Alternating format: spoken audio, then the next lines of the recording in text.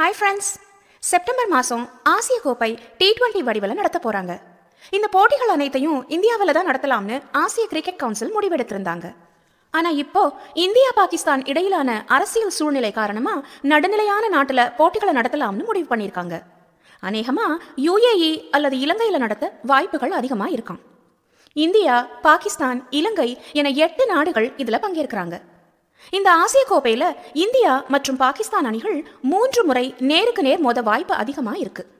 அதாவது group A ஸ்டேஜில் ஒரு மேட்சும், சூப்பர் 4 ஸ்டேஜில் ஒரு மேட்சும், இறுதிப் போட்டியில் சந்திக்கும் பட்சத்தில் ஒரு மேட்சும் ஆக மொத்தம் 3 போட்டியில் விளையாட போறாங்க. ஆசிய கிரிக்கெட் கவுன்சிலானது 2025, 2027, 2029 மற்றும் 2031 என 4 ஆசிய கோப்பைகளை நடத்த இப்பவே திட்டமிட்டிருக்காங்களாம். இது போன்ற கிரிக்கெட் அப்டேட்ஸ் தொடர்ந்து வந்துகிட்டே இருக்கும் ஃப்ரெண்ட்ஸ். உங்களுக்கு பிடிச்சிருந்தா மறக்காம சேனலை சப்ஸ்கிரைப் பண்ணிக்கோங்க.